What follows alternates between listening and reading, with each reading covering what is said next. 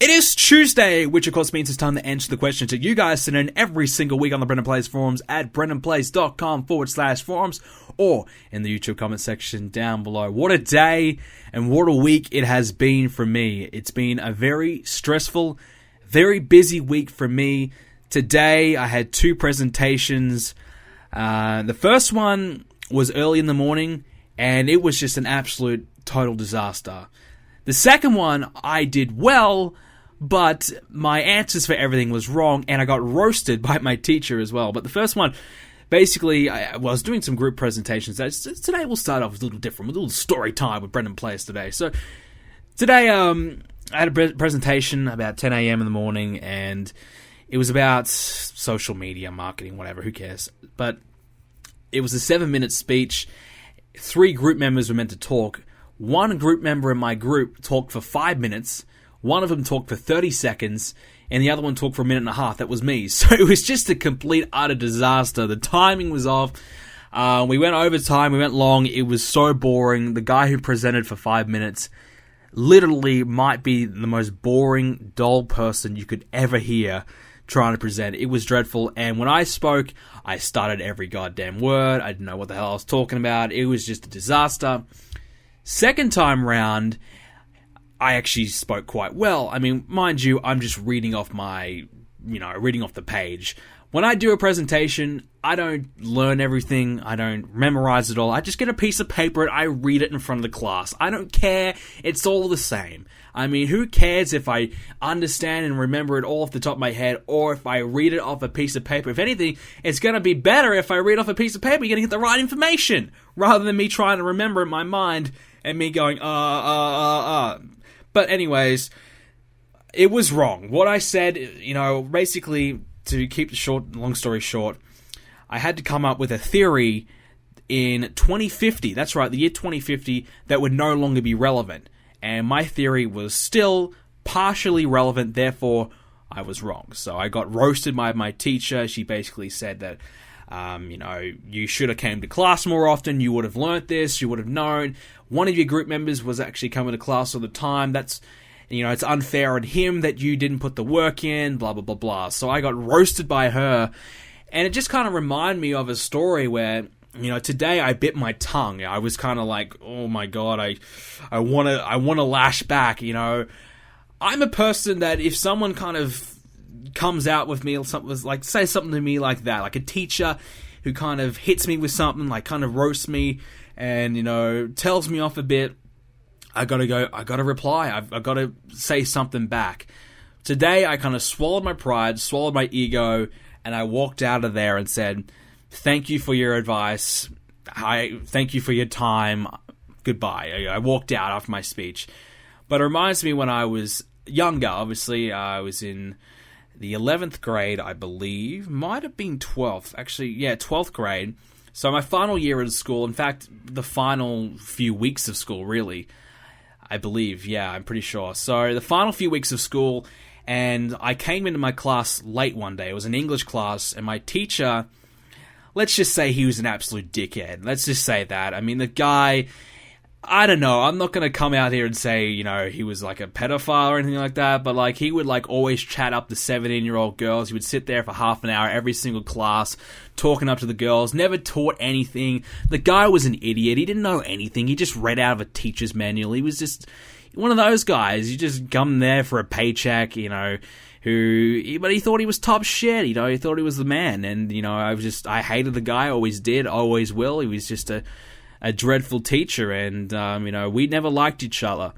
In fact, actually, I could probably take that back. He didn't even know who I was. So I came into class one day, and I came in late with 2 other people. So I thought, sweet. I came in from lunch break a little late. We were playing on the oval, we were playing football or something like that. And I kind of, just slowly walked to class, because it was English class. Who wants to go to English class, right? So I came in late with 2 other guys. They came in, they said, oh, sorry, we're late. And I just kind of walked in and, sat down. And the teacher gave me this blank look, and he kind of said, yeah, you're late. Why are you late? You disrespectful. You didn't even say sorry. And I was just thinking in my head, well, this is a teacher who doesn't even know my name. I've been in his class for 2 years. Doesn't even know my name. And I'm just sitting there going, what the fuck? I mean, who cares? You don't even care if I'm in your class or not. So this is an instance where I didn't bite my tongue. I said, why do you even care that I'm in your class or not? You don't even know my name. You have to come and look at my school diary. That's right, we had a school diary, yes, no hate. You had to come and look at my school diary and look at the name on my diary to know who the hell I am. And he's like, well, maybe if you actually participated in class more often, I would know who you were. And I'm just like, well, maybe if you actually learned how to teach and actually taught me something worth knowing, I actually might participate in class. And everyone in class went silent. It was very awkward for the next, 45 minutes, honestly, until class was over. It was just awkward. It was bad. But he went silent. The teacher just had nothing. And he was so pissed off. This guy's ego is through the roof. And he just got roasted by me in front of the class. He's feeling embarrassed. Everyone's just like, holy shit, what just happened? And because it was like legit, we were yelling at each other, like top of our lungs, like yelling, we're going after each other. And the funny thing is, the next week I come back to class and he pulls me aside before class starts and he says, you've been kicked out of this class. You've been changed to so-and-so's class. So this is where the class is. I'll see you later. So he went to the department and he got me moved out of his class. So that's how embarrassed he was. That's how pissed off he was that, I kind of had a go at him. And, he had a go at me and I kind of fired back at him and he wasn't very happy about that. So, yeah, I got moved from class. I mean, it was only 4 weeks to go until I graduated anyways, so I didn't really give a shit. And yeah, it was just, I hated the guy. So today I bit my tongue. In the past, I've struggled to do that, and I haven't really had many chances where a teacher's kind of pissed me off to that degree. It's only a couple times.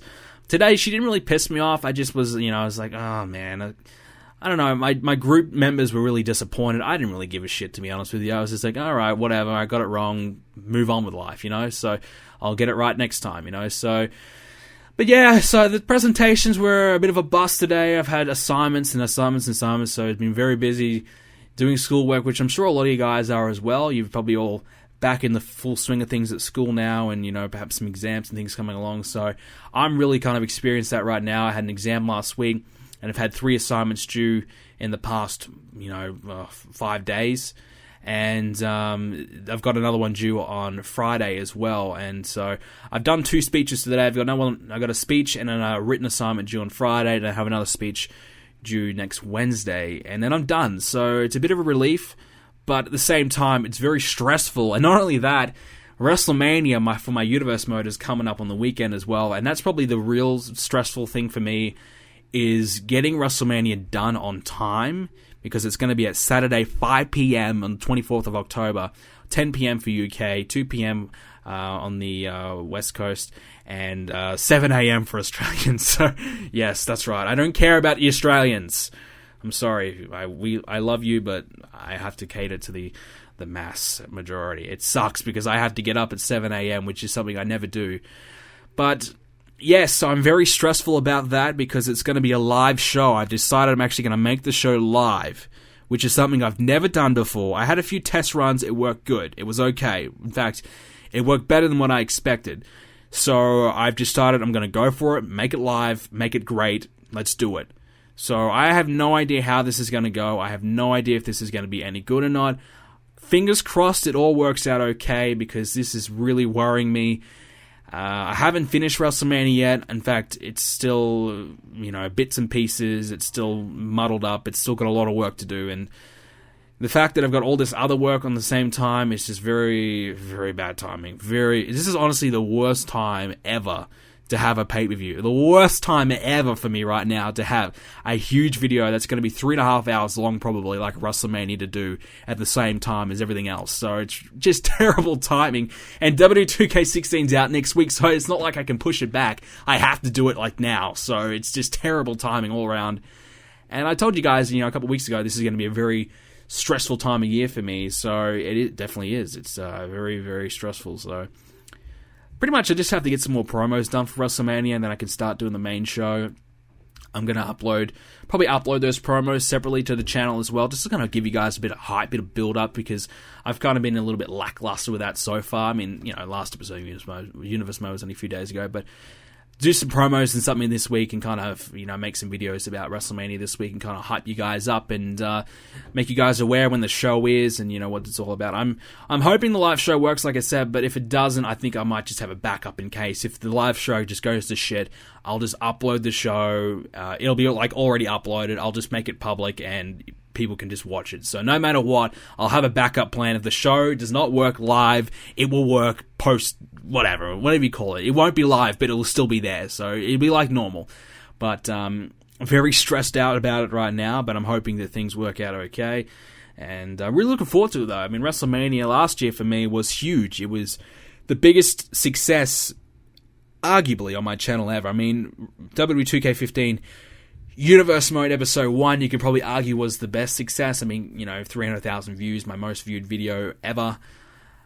Probably generated more subscribers than anything else. But WrestleMania at the time, I uploaded in July, so this is very peak times of the year, whereas the new game just dropping, of course, that video is going to do well. But WrestleMania was a big surprise. I thought, my pay-per-views generally got 20,000 views. It was generally pretty well. It still does.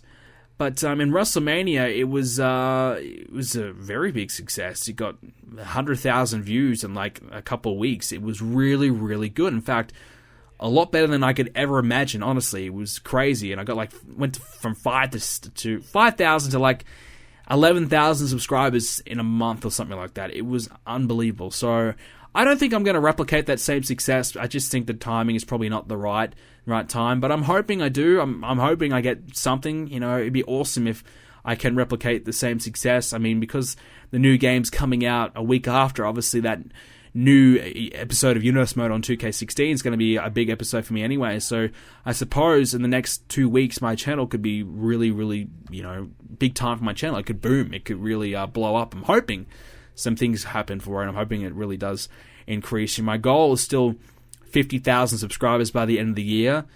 Do I think that's going to happen? No, I don't.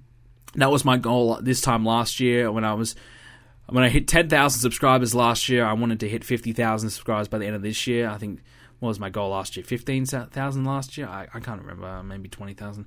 But so this is a big opportunity for me to kind of gain some subscribers, get some new viewers, and just kind of grow the channel a little bit. So it's a lot of pressure. I'm feeling the pressure. I really am. So very nerve-wracking, very stressed out.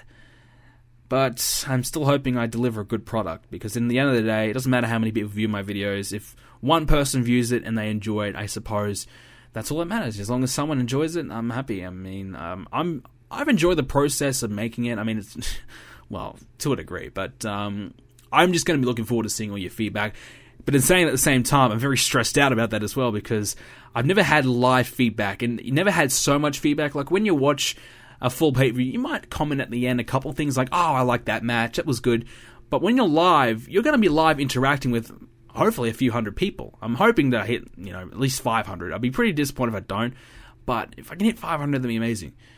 So, let's say we get 300 people there, you're going to be interacting live with like 300 people, and that, you're going to be commenting constantly about everything that's happening. So it's a lot of feedback to be happening. People could say, oh, why did he say that? Or, wow, he sounded funny when he said that. Or, there's a lot of feedback. Could be a lot of negative thoughts about me happening throughout the show. So it's a lot of stress. It's a big deal.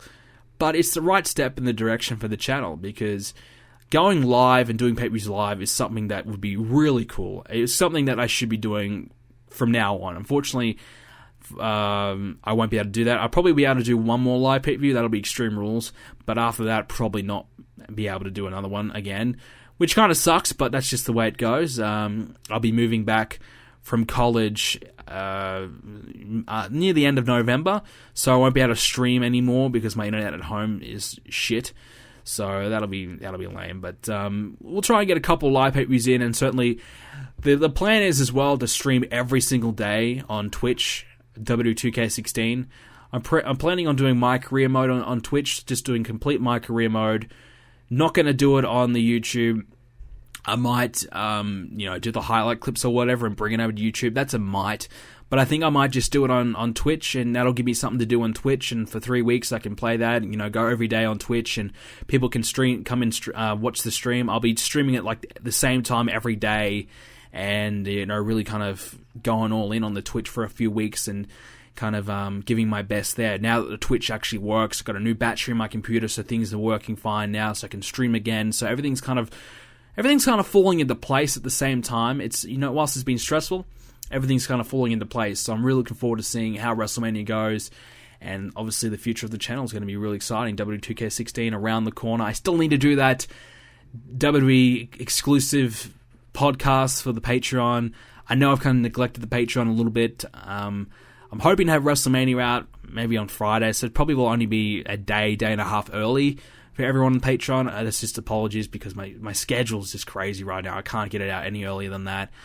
And I'm hoping to get that exclusive podcast out sometime. I wanted to get it out like a week ago and have it like available in a couple of weeks for everyone else to kind of listen into, but I don't know. I just haven't had the time to do it, really. I've just been so full on with everything, so I hope you guys do understand it.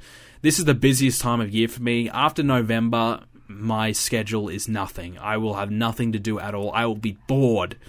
At this time of year, though, this 2-month period is just so full on, I just don't have time to think, and that's just the way it is, and there's not much I can do about that, but anyways, I talked enough about that. We'll move on to this week's Monday Night Raw, which is what you guys are probably saying right now. Let's talk about Raw.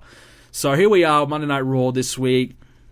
This is the show that kind of, went all in. They really tried to bring out the big guns and really make this one an exciting one.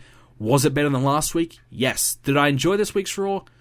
Yes, I did enjoy this week's Raw. I thought it was quite exciting at some points, and for the most part, it kept my attention the whole show. Well, to a degree. I was playing FIFA at the same time, but that's not the point. I was still listening in. I was still enjoying it. There's a few things I skipped. Some of the, mid-card matches, like a Kevin Owens squash and things like that. I didn't really care about that. I just kind of skipped that. I think I skipped the Bad News Barrett match, I think. I don't know. I think he had a match. I think I skipped it. I don't know. But, yeah, so there's a few things that I skipped, and for the most part, though, I did enjoy the show. I really wanted more out of the Lesnar and Taker segment, though. That's kind of a little bit of a down spot.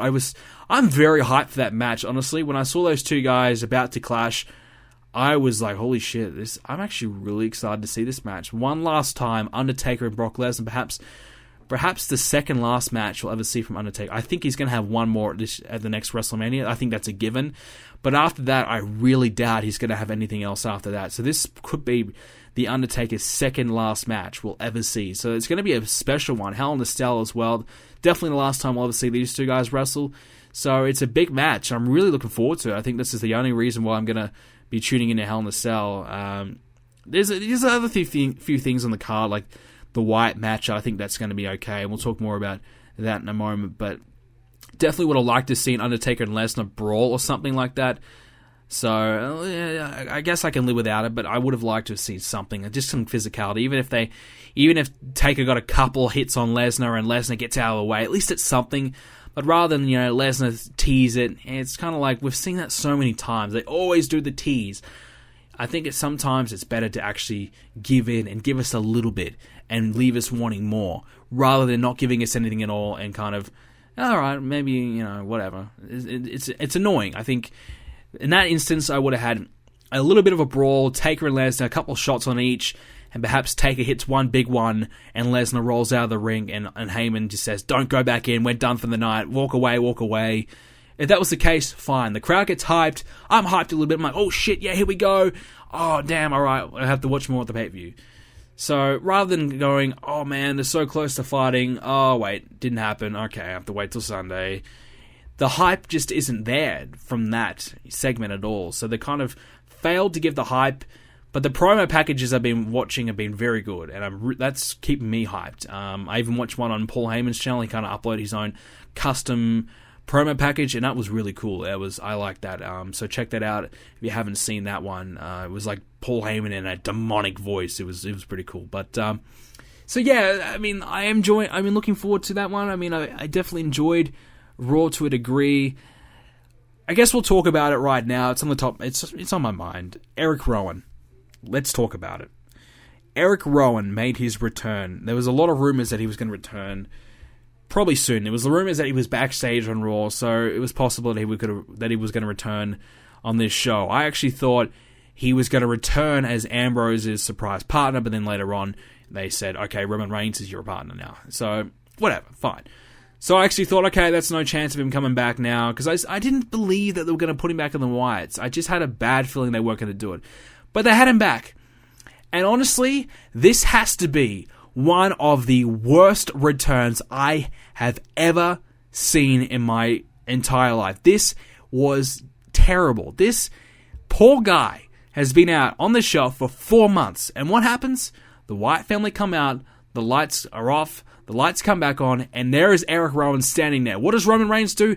Nothing! What does the commentators do? Nothing! Nothing happened! Nobody gave a fuck! The crowd didn't react. The commentators didn't react. Roman Reigns didn't react. It's not like, holy shit, that's Erick Rowan. I haven't seen him for ages. He's back in the Wyatt family. That didn't happen.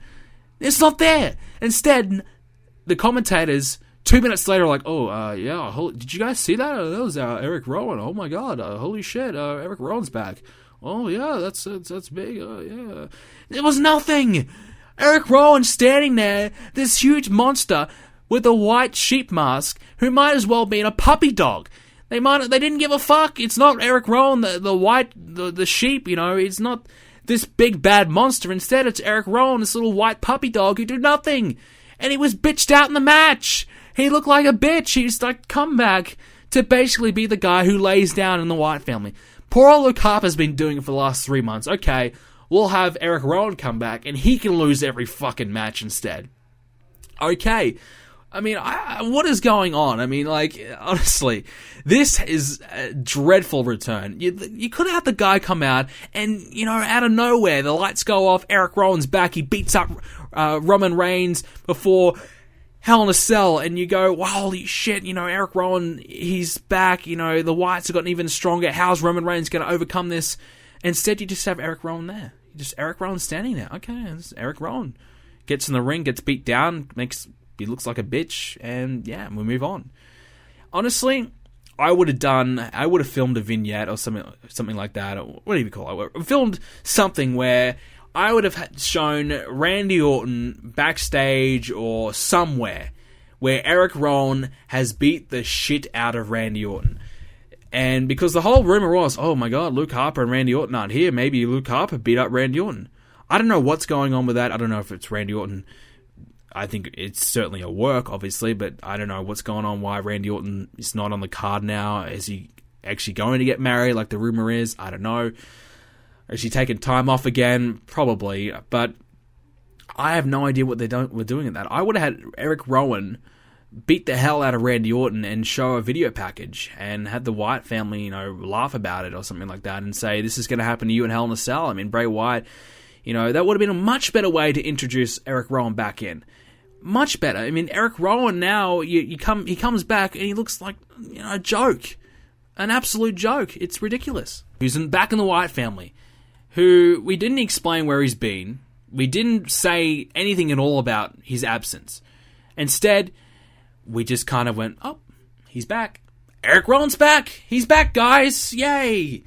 Nobody cared, because why should we care? You didn't give us a reason to care. It was honestly one of the worst returns I've ever seen for a guy who's meant to be a monster, meant to be this big deal in this family, in this group. Terrible. It's clear that they've kind of given up on Rowan, and they've given Braun Strowman the spot. And that's fine. But I think the Wyatt family is good with Erick Rowan in it. I think he's a good fit for it. I think it's the right decision to have him back in there. Having him come back and team with Ambrose and Reigns trying to go against the Wyatt family, nobody would ever want to see that. I mean, no one wants to see that. It was terrible when they tried to make him a babyface last year. It flopped so badly. Just keep him in the Wyatts.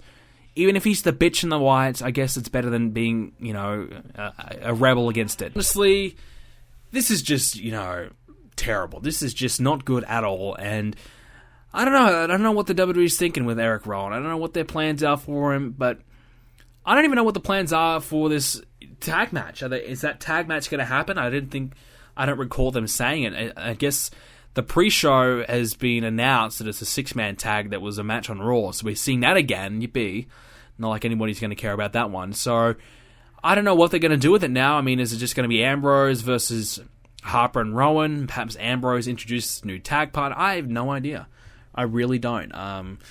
So I am looking forward to Roman Reigns and Bray Wyatt in Hell in a Cell. If it truly is the end of their feud, I think that's going to be cool. I think it should be a good match. I think my prediction, I would say, is that Bray Wyatt wins. I would have Bray Wyatt win because if you have the leader of the Wyatt family lose, it just looks bad. I mean, let Roman Reigns lose this one, I guess, and let the Wyatt family, grow stronger. And I think that's the right call. And Roman Reigns, if he loses, are you going to see him any differently? No. If Bray Wyatt wins, though, are you going to see him any differently? Yeah, I think so. I think you'll be, I think you'll see the Wyatt family as more of a dominant threat because Bray Wyatt, they keep talking up about Bray Wyatt not being able to win on his own. Bray Wyatt can't beat anyone on his own. He needs his family. What if Bray Wyatt goes in there and he beats the shit out of Roman Reigns? And he beats Roman Reigns. All of a sudden, oh shit, Bray Wyatt is actually a legitimate threat now. I think it probably is time that we move the Wyatt family on to try and winning gold. If you have 4 in the stable, Harper and Rowan, they go after the tag titles, probably go after the New Day. And I think probably the Dudley Boys are going to win the tag titles, honestly. I guess we'll talk more about that in a moment. But I would probably have the Wyatts go back and go for the tag titles, I think. I think it might be time to perhaps give Bray a potential title shot. I don't know. I think the right time is soon. I mean, Seth is still the champion, so that's not going to happen. But I would start to be leaning towards making the Wyatt family a dominant group. I mean, I don't know what the Wyatts are really what's their goals? What do they want to achieve? I'm not sure what their plan is, what their end goal is. I'm sure the WWE don't know either. So, what is next for the Wyatt family? If they move away from Ambrose and Reigns, which I think it's time for them to do that. They've been feuding since Money in the Bank. It's about time we move that along. I don't know what they do next. I really don't. Unless it's around the titles. They go after the tag titles. That makes sense. I don't know what Bray Wyatt does next. Randy Orton's not there anymore. They could have done a Bray and Randy Orton feud, I guess. I just don't know. That's a tough one. I mean, I think the Wyatts should win. If there is another tag match, I think the Wyatts should win that. I think they should just have a successful night and build this group as a big dominant stable and a big force to be reckoned with. And I think that's the right call. And right now, the Wyatt family has been right down the bottom of the ladder. I mean, they've really struggled ever since they've come back as a group, but now they're starting to gain some momentum. The Wyatt family is starting to become a legitimate force to be reckoned with again. So I would keep that momentum going for sure. And by the way, Roman Reigns, say what you want about the guy, but I think the guy who's really stepped up his game in the last 2 months. I think Roman Reigns has been one of the better parts of the shows. Even his promos have gotten a bit better. I think Roman Reigns has done a miracle, honestly. This time last year, he had momentum. Before he got injured last year, he was doing great. Everyone was loving Roman Reigns, doing really well. So he's like the Roman Reigns now. But then they brought him back, they overpushed him, and the crowd turned on him, and it was a disaster. And it's taken him all this time to kind of get back to that position that he was last year, and I think it's working pretty well. And Roman Reigns is certainly a guy that I think the crowd can organically get behind. And I think, obviously, the pairing with Ambrose certainly has something to do with that, because everybody likes Ambrose. I like Ambrose. So I think the pair is a really good thing. And I guess we'll continue on the conversation about those two. The Shield reunion tonight, the one night only kind of Shield tease, I thought it was a good idea, and I was pumped for it. I actually stopped what I was doing and watched it because I was excited to see what was going to happen. Seth Rollins walked out. I kind of thought that was probably going to happen, okay. But it was cool to see, they reenacted I think it was the Elimination Chamber, what was that, 2013, where they were on both sides of the ring, they both slowly got in the ring, and they just kind of looked and stared down at each other, and the crowd was chanting, "This is awesome." I thought it was cool to how they did that again, and, Rollins standing beside them, and I thought that was a cool moment. I liked that. So, I definitely see the Shield getting back together at some point, but I wouldn't do it for a while. I want to keep that special, keep that in our back pocket. And obviously the Shield and the Wyatts were obviously their best opponents. They really matched up well. They had some great classic matches, and like that Elimination Chamber match, like I said, that was a fantastic match. I would have done more between the two teams, honestly. They didn't have enough matches, I don't believe, but obviously they've had enough matches now, singles, but yeah, they matched up very, very well, so it was good to see them back in action again. But yeah, I've been listening to some things today and reading some things, and people saying perhaps the Shield, you know, the reunion didn't really get over that well. I thought the crowd was pretty behind it. I think that this is awesome. I think the crowd appreciated the fact that they were back together for a night. I think it came over quite well, I thought. I didn't hate on it. I thought it was good. And I thought the crowd overall tonight was pretty good. You know, I didn't expect too much out of Dallas, but they were pleasantly pretty good. I mean, they had a lot of people to cheer for. I mean, Austin was back. Michaels was there. Ric Flair was there. So there's plenty of people to cheer for. So I thought they did pretty good tonight. I enjoyed the crowd. And other than that, really not a lot that I really want to talk about on Monday Night Raw. The Divas are still kind of floundering around, not really doing all that much. I guess Nikki versus Charlotte at Hell in a Cell. I could probably see Nikki win the belt back, honestly. The whole Charlotte thing has flopped majorly. I don't know if they're going to drop the title, though, and I think perhaps Sasha Banks might step up and beat Charlotte, but I could see Sasha turning babyface and coming after Nikki and having a feud with that. I could see that happening. So it wouldn't surprise me at all. Like I said, I believe the New Day will probably lose the titles to the Dudleys just so they can stretch the feud out, because if the Dudley Boys lose, the feud's got to be over. Like the New Day have beaten them enough. If the Dudley Boys do lose, they're going to get screwed over some kind of way. So like I said, whether the Wyatt families are going after the titles or something like that, I don't know. I think the Wyatts versus the Dudleys would be a pretty killer feud, to be honest with you. I'd be down for that. But yeah, so I'm pretty confident the Dudley Boys will win the titles. I said a few months ago that I believed about this time they would win, lose their first pay-per-view match, come back in the next month and win it back. Didn't happen the way that I wanted it to happen, but it's pretty much happening. I think it's got to happen now. It's the right time, and this way they can get more out of this feud. And the New Day are probably more entertaining chasing the belts rather than as champions. I mean, they can brag and whatever, but I like the New Day. I still think they're okay. I mean, some people have kind of mentioned to me throughout the week that they're getting a little bit too overexposed. The WWE are pushing them too hard, and I can see that happening, and I worry that the WWE kind of give them a little bit too much TV time to the point where people kind of get a little bit sick of them. But I think right now we're just getting enough of the New Day. We're just coming out, we see them for 20 minutes a week. It's not too much. It's not Seth Rollins' overexposure yet, so it's okay.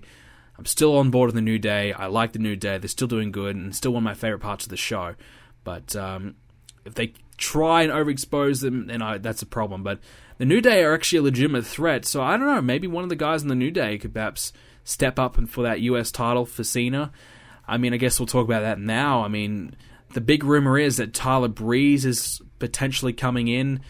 So a lot of people are kind of thinking Breeze is going to accept the challenges at Hell in a Cell and win the championship. I honestly don't see that happening. I honestly don't think Cena's going to lose the title. I really don't. I mean, if Cena's going to take time off, it makes sense to lose the title. But to Tyler Breeze, I can't see that for sure. But I would have Cena lose the belt to. You got to lose it to a monster heel, in my opinion. And who is a monster heel right now? Nobody. So I have no idea. I really don't. Because I say that because, in my opinion, if Cena's going to lose, he has to get beaten up bad. And then he has to get beaten up to the point where he's going to be off TV for 6 weeks. And then he comes back, this big grand return, and tries to get the belt back. He probably will get the belt back. So, I don't know. I mean, Tyler Breeze, to me, I've never been a fan of the guy. I can appreciate the gimmick. It's not for me. It's really not. The gimmick is nothing. It doesn't appeal to me at all. Trust me, at all. It's just not, something I enjoy. I think he's a good enough worker. But to me, if they're going to bring in Tyler Breeze, I just see Tyler Breeze getting stuck in the mid-card to do. Honestly, where does this guy fit in? Cesaro, your Sandows, your Zigglers, your Rusevs now. All these guys who have been here for a while now and have so much talent are doing nothing. Why would Tyler Breeze come in and all of a sudden get this big push and get this huge win over Cena? I don't see that happening. Especially Tyler Breeze, a guy who was never really positioned all that highly in NXT, upper mid-carder at best. Was never really a top guy in NXT. Was never the man, was never the champion. He was a guy who could come in, do the occasional title match with the NXT title, but other than that, he was more of an upper mid-carder, and generally he would lose more often than not. So he was never really positioned as a top-tier NXT superstar. So why would he come into the WWE and all of a sudden be positioned as a top-tier WWE superstar? I can't see that happening. Generally, it's, you're a top guy in NXT, you're a bottom feeder in WWE. I mean, that's the way it goes. So I don't know. I just can't see that happening at all. But I don't know who else is going to accept the challenge. It wouldn't surprise me if it's your Big Show or something like that, come out and accept the challenge and be just a big pile of shit. Wouldn't surprise me, and Cena just wins and walks away and says, you know what? I'm taking 6 weeks off. I'll be back later. It wouldn't surprise me, but it would shock me to see Cena lose the belt to Breeze. And I know Breeze has a lot of fans. I'm not really one of them. But, yeah, I think it's a good move, though, to bring him up, I suppose. But I just feel as though he's just going to get lost in the shuffle. I mean, I would have brought him up. I suggested a while back, I would have brought him up when they were doing the Miz and the Sandow thing, when the Miz was like the Hollywood Miz, and I would have brought Breeze in and kind of been Miz's tag partner there, and Sandow as like the stunt double before the two, and, like the sidekick. I would have brought them in and had a little bit of a stable there, perhaps bring a diva up, and, one episode they had the Miz had a makeup artist, and, had a bit of an entourage. I would have done something like that, have, Sandow been in the entourage or something like that, and Breeze and the Miz were the top stars, and these, Breeze is this big male model star, the Miz the big movie star. I would have done that, but obviously that's, well and gone by now, but, yeah, so I just don't know how Breeze is going to fit right now. I just don't know. So that'll be very interesting. I suppose that is, definitely rumor and speculation. So it's not confirmed that he's going to be debuting in Hell in a Cell for the US title. It could be anybody. I just don't know who it's going to be. I mean, would it surprise me if it's a Stardust? No. Sheamus accepts? Wouldn't surprise me at all. But it'd be cool if it was Breeze. It's something different at least. It's a new matchup we haven't seen. And generally Cena will make Breeze look pretty good. Give him a good match. And if he would, obviously, if Breeze does beat Cena, that's great. Breeze becomes a star. Not a top guy or anything like that, but Breeze is a made man, and people start taking him seriously straight away, which is a great thing. Look at the way Kevin Owens was treated. We all thought, oh shit, Kevin Owens is going to be something great. Obviously, Cena got the belt back, and never lost the belt, but Cena got his win back, and that kind of all went to shit straight away. But it's possible that Breeze could actually keep the belt, and they might do something with him, but I highly doubt it. So I had a chance to listen to the Stone Cold podcast today as well with Brock Lesnar. I thought it was pretty good. Brock Lesnar's not a great talker. I kind of learned that quite a lot today. He was stumbling, and he was kind of thinking about his words. He's not a great speaker, but they touched on a lot of things that I was interested in hearing about, and I thought it was a decent listen. I wouldn't say it was a must listen to, but it was pretty much what I expected. I wasn't really expecting all that much from Lesnar. It's not like Paul Heyman's talking. When Paul Heyman talks, you shut up and listen. Lesnar's just kind of like, sounded quite nervous. And, he talked about the fact that he's, not a great talker in the WWE. He felt comfortable and had all the adrenaline after a post-UFC fight, but when he's in the WWE, feels the pressure. So it's fair enough. That's fair enough. So I thought it was a good enough cast, and I would probably definitely give it a listen if you're looking to listen to something for an hour after you've done listening to this podcast. Definitely check it out. So other than that, really not a lot going on in the WWE right now. I mean, there's some, chit-chat. Alundra Blaze or Medusa, whatever you want to call her, talking some smack online in kayfabe. Fans are kind of a bit outraged by it. Jim Cornette talking shit online like always. The Great Khali, actually, we'll talk about TNA for once. The Great Khali has joined TNA, probably for a couple of shows while they're in India. He's not going to wrestle, apparently. He's just going to come there and, probably do, the promotional thing. I probably would assume he might, someone might come out and talk some trash about Khali, and, the crowd will boo this heel, and Khali will, chop down this guy and perhaps give him a choke slam or something like that. Whatever Khali does, and kind of beat up some guy, probably like Rockstar Spud or something like that. I don't know. Whoever is just a joke in the company will come out and do that. So, yeah, it wouldn't surprise me if he does that. But, so TNA, they're really, they haven't established an American presence at all, and their future is up in the air. We don't know what their future is. They're focusing on their international deals rather than their current United States deals, and that worries me a lot. That kind of suggests that there's really nothing on the table right now in the US, so they're kind of looking to other shows, looking to other avenues to kind of keep the show going. So I think TNA is, treading water right now. They're running on fumes, and I'm very concerned for the future of the company. And honestly, though, if you want my honest opinion, as much as I'm happy that these guys get a place to work, I'm just kind of over the whole TNA thing. I'm just kind of done with it. We've just been waiting for the last 3 years for them to kind of fold, haven't we? We've just been waiting it out. It's really just been a slow death, and it just hasn't happened yet. We're waiting for it to happen. They're not quite on life support yet, but they're just about to be.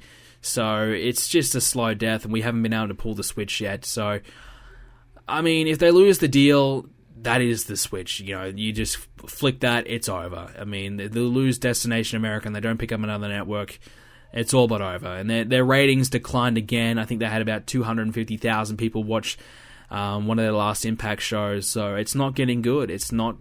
Things are not improving. Things are just getting worse. So, I mean, a deal with India is cool because I think, going to India and going to these different places, you might get a good crowd. It's something different. You can get a different flavor, a different perspective on the show. I think it's cool for, a little tour. But obviously, they've got some big concerns about their future long term. That's what I'm worried about. And I think a lot of TNA fans are kind of worried about it too. So I want to know what's the deal with their future. I don't really care if they've got a deal in India. I want to know what their week-to-week TV deal is going to be and what their future is going forward. So, but Carly in the company for a few dates is fine. I'm okay with that. He's there to kind of cross promote with India. And if you're going to go to India, you have to get the great Carly on the show. That's just common sense. So a lot of people are freaking out. Oh my God, Carly and TNA, this is terrible.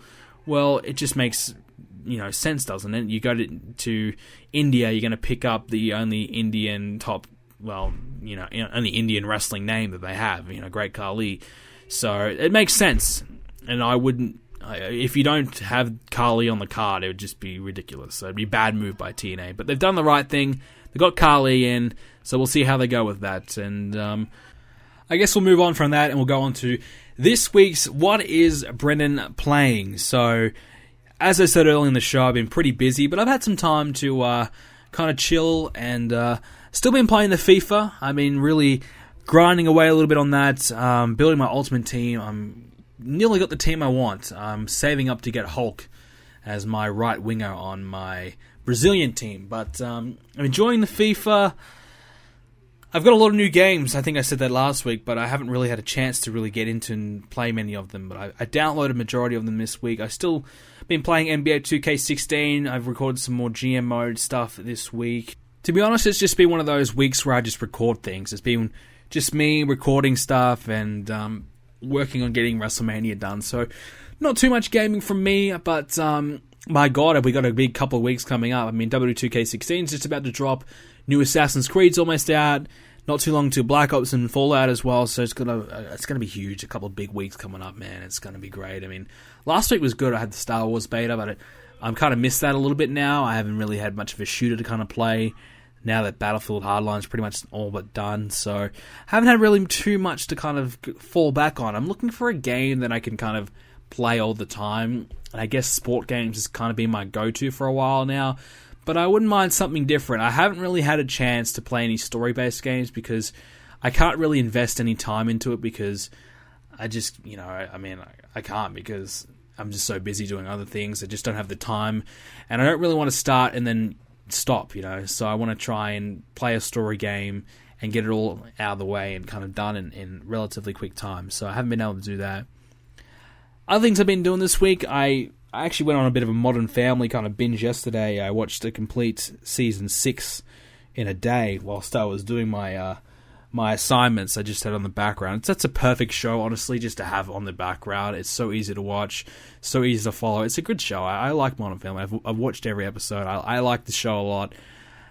So I'm up to date on that. I don't know if I don't know if the season's over yet or what. I don't think it is. I have no idea. I haven't really kept up with it at all. I just kind of randomly had an urge to watch it, so I did. I haven't watched the new Walking Dead yet. I need to do that. perhaps that might be tonight's kind of thing. You guys, I don't know if you guys know, I'm a big Walking Dead fan. I've heard some positives and negatives about the new episodes. So we'll see how it goes, and I'll check him out and see how The Walking Dead is so far. Season 6, I mean, Season 5 left off at a big high. I was very happy with that. So we'll see how Season 6 starts off. I usually like to at least get a few episodes backed up before I go ahead and start watching something. 3 or 4 episodes, and I'll watch them all at one go. That way, like, I don't... if I watch one, then I want to watch another one. But if I watch, 3, I'm good. I'm good. I could last another week until I watch the next one. Something like that. But or even a couple weeks. But I hate having to watch one and I want to watch more, and there's no more I can watch, so I've watched it all. So I hate having to wait. That's why I like waiting and just watching a complete season at a time. But with Walking Dead, I can't really do that. I have to keep up with it, otherwise I'll get spoiled too much. Episode 1 was pretty much already spoiled completely for me anyway, so I need to keep up with it, otherwise it will get spoiled even more. So, but anyways, that's really about it for that, and I guess we'll go ahead and move on to this week's questions, and we'll get ready to wrap the show up. Hey Brendan, would you see any of these old NXT guys like Samoa Joe or Rhino coming up to the main roster? I don't know, this is a tough question, because whilst I think Samoa Joe and now James Storm, for example, could all be great viable candidates for the main roster, I think in the WWE's mentality, these guys are just going to be strictly NXT, and they're going to bring them in to work with the younger guys in NXT, let them gain more experience by working with these veteran workers, rather than bring them up on the main roster and kind of take the spot to these new guys. I mean, it wouldn't surprise me if we see a Samoa Joe come in for a short period of time. I could definitely see him coming in and being a surprise tag team partner for a night or something like that. I definitely believe at some point he will be on the main roster. I don't think it's going to be full time, but I mean, it's possible if he comes in and does everything there is to do in NXT, and even perhaps the fans are kind of sick of him in NXT and they want him to move up, then perhaps they might pull the trigger. But certainly, it's probably too soon, probably too early for Joe to kind of be moving up. He hasn't really accomplished everything in NXT yet. I don't think he'll ever win the NXT title or anything like that, but I definitely believe that he's just kind of there to work with the younger guys and help put them over. James Storm, definitely the same. I don't even think James Storm will make the roster full stop. I think Joe has a chance, but James Storm definitely not. I don't think majority of fans really know of James Storm. I think more hardcore fans would be more aware of Samoa Joe's work than James Storm, that's for sure. But Rhino, I certainly don't see that happening ever again. I don't think people really care if he's there or not. I don't think many people are really wanting that, honestly. So I just think perhaps Joe has a chance. James Storm, very unlikely. And it wouldn't surprise me if they do bring in more of these guys as well. I fully expect them to kind of bring back perhaps some TNA guys and, bring them in, or, perhaps some old-time WWE guys that we've seen, like your Carlitos or something like that. It wouldn't surprise me if we see some guys like that come in. Hey Brendan, this is Mike, and this is my question. Who do you think is going to win this Saturday between Dolph Ziggler and The Rock on your WrestleMania show? Thanks. Well, I kind of give my full rundown and predictions on the WrestleMania pre-show, which should be out, I want to say like Friday, or maybe even, it should be Friday. I'm saying something like that. I'm hoping. Who do I think is going to win? I mean, I think Dolph Ziggler has all the momentum in the world right now. To say that he is going to lose would be very tough. But The Rock is The Rock. He's a legend. And in a big match circumstance like this at WrestleMania, I mean, it's hard to bet against him. Plus, at the same time, The Rock, he's the GM. Surely he's going to have something up his sleeve to kind of, if he's in a bad spot, he might, bring someone out to help him out. You never know. I think The Rock's going to have something up his sleeve, and even if it's a dirty win, he cheats, something like that, I think The Rock will get it done. Hey, Brendan. In US mode for WWE 2K16, what are you going to try to improve on? So for Universe Mode on WWE 2K16, what am I going to try and improve on? I just want to kind of make more storylines. I know a lot of people, the criticism that I had on 2K15, there wasn't many storylines. There was just kind of a lot of matches for the titles, and there wasn't a lot of many storylines going on. I've definitely fixed that up for WrestleMania. There's a lot of storylines going on. And now that I've kind of figured out this promo thing that I'm doing, I'm okay with it. I'm happy with that. I'll definitely be doing that more often. So I think you'll see more storyline development. And that's kind of like my goal. I want to get more storylines in And I think I also want to, you know, continue on the Raw vs. SmackDown thing. I want to do a little bit more of that, perhaps, and kind of create some more brand rivalry and really create a sense of a brand rivalry. I think that'd be pretty cool. A lot of people ask me about NXT as well in Universe Mode, and that's something I want to try and implement and, you know, make that good. So I'm kind of drawing up some ideas and what I want to do with that and how I'm going to implement that. If I do bring it to NXT, it won't be straight away. I'm going to leave NXT. I said this on my live stream. I was talking about it on my live stream. I think if I'm going to bring NXT in, I would wait maybe a month or two before I brought them in, because obviously the first couple months of Universe Mode, it's going to be crazy. There's so much going on. They've got the draft going on, all these new guys in this new roster. Everyone's a lot of new fans to the series. I don't want too much going on at once, and I want NXT to be able to breathe and have a chance to kind of thrive on its own. So if I'm going to bring NXT in, I would definitely wait a little bit. So as well as that, I just kind of, like I said, I just want to make better shows and maybe perhaps more live shows in the future is something I want to definitely invest in. I think I'll probably be dropping the pre-show concept, honestly. I've had a lot of drama with the pre-show, so I don't think I'll be doing any more pre-shows after WrestleMania, which that pre-show for WrestleMania I thought was pretty good, and that'll be coming out this week, like I said.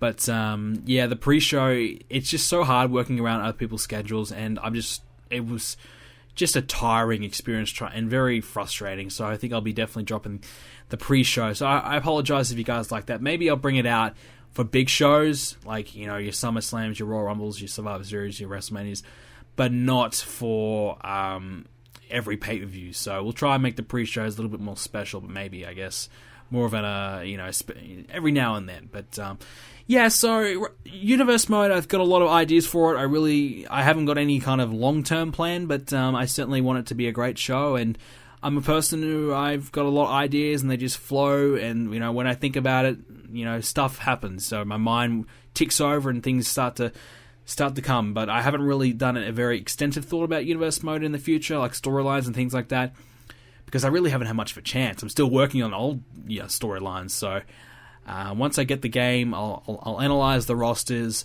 I'll kind of pick and choose who goes to what show with the draft, and we'll go from there. But I think the one thing I can say is that 2K16 is going to be a hell of a year, that is for sure. That will conclude this week's voicemails. If you do want to leave a voicemail, you can do it on the website, BrendenPlayz.com, and there is a big button on the right-hand side of the page. It's big, it's green, you click on it, you record a voicemail. Had a few this week that the mic quality was just awful. I don't even know what the hell they asked me. So if you're going to send them in, make sure you don't use a potato. Use something that's relatively a microphone. So that would be great. But we have some more questions coming in from the YouTube and the BrendenPlayz forums. First one comes from Edgar. I mean, I keep botching his names. We're keeping it at Edgar. When do you plan on adding... Well, I just kind of talked about this, didn't I? When do I plan on adding an NXT show to Universe Mode? I know the Divas would be problematic, but you could have all of them just go for the one Divas title. Tag teams like Perfect Truth and Inspirational Express also need a fresh start. So my idea with NXT is I would have a separate show. It would happen before Monday Night Raw. So Main Event and SmackDown stays together, and we'll add an extra show, and we'll add NXT and Raw. It won't be 3 shows per week, like 3 episodes. It'll be Raw and NXT together, SmackDown and Main Event together. NXT would be its own brand, its own superstars, and own divas separate to the main roster, right? I would have tag teams, I would have wrestlers, divas, anybody who's struggling and who's on the bottom of the card, they go down to NXT to try and reignite the flame, trying to get their careers going again, and try and kickstart it up. So Perfect Truth and Inspirational Express, for example, 2 teams are struggling. Perfect Truth doing a little bit better than Inspirational Express, but 2 teams that are struggling, go back to NXT, compete in that division, have success there, get back on the main roster. The people who have success in NXT, they'll get promoted. Now, the thing I like about NXT is that it's going to give us so many different superstars, and yes, the divas, that's going to be problematic, but I'm going to be adding in all the created divas, all the Sasha Bankses, all them. I'll be downloading good versions of them. That's why another reason why I would like to wait a month or 2 before I do that, because that way all these better versions of them will be out, and when I do debut it, it'll be much better. Plus, I can also have more of an opportunity to make it a better show. So, yeah, like I said, I would have all these struggling superstars come along to NXT, and all these different superstars have the potential to debut on the main roster, or be a part of the main roster, or return to the main roster. So all these big moments will happen, and it gives a little bit more excitement to the show. I believe it's something different as well. So that's how I would kind of do it. And I would make NXT a developmental, but also a way to kind of, a territory or a show, supposedly, where you go and you try and improve in your game, you try and get better. It's definitely a developmental show, and I would definitely do takeovers as well. I would kind of add them in maybe every 3 months like they do now. I'd do a takeover special or something like that, and kind of play off that, so and have NXT its own separate special show. And I wouldn't be playing NXT every week. It'd be like similar to main event. I would probably play NXT more, and I'm kind of contemplating for permanently, do I want to have Raw and SmackDown 3 matches per episode? Right now, the episodes are about 20 minutes to 30 minutes, generally more likely 30 minutes nowadays. So I see my Universe Mode episodes as a show. I see them as a weekly show, 2 shows a week, often, 4 times a week I do a Universe Mode episode. I see it as like an episodic show, and I see it as that. I mean, that's just the way I look at it, and I think it's a good way to look at it. So I see it as that, and I think half an hour is probably a good limit. I mean, if you have Universe Mode a few times a week, half an hour an episode, you get a lot of content. It's plenty to watch, and you watch Raw for 3 hours a week. I'm sure you can watch a couple of episodes of Universe Mode a week and make it 2 hours of Universe Mode a week. So I think I see it as that. I think that's a good idea to go about it, but I don't want to add in an extra show. I do not want to have 3 episodes before I advance a week in the game. I do not want to have that. So I'm not going to mix NXT and main event together. I want to keep it at 2 shows. Otherwise, it'll take too long to get through the shows, and the pay-per-views will come around too slowly, because you guys know what I'm like. I like to do everything at once. I like to have all these different series going at once. So, it'll just be too much for me. I just won't be able to get through it. So I'm going to keep it 2 shows combined, Raw and NXT combined, main event and SmackDown. Sometimes I'll play NXT, sometimes I'll play main event, and so that's the plan for NXT right now. But if you do have any suggestions for NXT, make sure you let me know in the comment section down below. Very open ideas. Nothing's final yet. I still haven't really finalized everything about NXT. Obviously, like I said, I'm not going to be introducing it straight away, so we have time to kind of think and come up with a game plan. So if you have any ideas, hit me up. Larry Williams, due to the change of Finn Balor's gimmick, do you think the Bullet Club stable will make its way to the WWE? If so, who do you think will join? No chance. This group is a rip-off of the NWO. They do the Too Sweet thing, they got the t-shirt, that black and white. It's a rip-off of the NWO. There's no way the WWE are going to bring in the Bullet Club. No way. Not happening. The NWO, they still make money off them. There's no way these old-timers would even let that happen, I mean, the Bullet Club, if they came in, nobody would know. Nobody would know who they are. The WWE, there's such a small fan base. Watch other promotions. I don't even watch New Japan. I only watch WWE. And sometimes I'll watch, the old Lucha Underground. I don't really watch any other shows. So even then, I don't even know half these guys in the Bullet Club. So, I just don't think it's very likely at all. Next one from Alfonso Henrique, what do you think about Patrick from Toughen Up being signed? So this is a bit of a news from this week. Patrick from Toughen Up being signed. I was always an advocate for him getting signed. I've always been a supporter of him. He was always one of my favourites on the show. I'm pleased. I'm happy he's got his opportunity. I think the kid, well, he's younger than me. It's so crazy that somebody in the WWE is younger than me now. I'm getting old. But Patrick from Tough Enough is getting signed. I think is a good thing. I think the guy has potential. I think the guy has talent. Give him 3-4 years in developmental, he might come out and be something. He's going to be a guy who's going to need some time. He's got the basics down packed, but he's going to need some time to develop that character. I just think that's what he's missing. The character in the promo is where I see him going wrong. I don't want him to be like another Shelton Benjamin, where he's a good worker, but he can't really, doesn't have the talking ability to kind of get him far. Let him kind of, take his time developmental. He's 19 now, maybe 20 years old soon. He has plenty of time to develop. That's the thing. They've got time on their side. The guy is so young, they can really just keep him in Orlando, for as long as they need.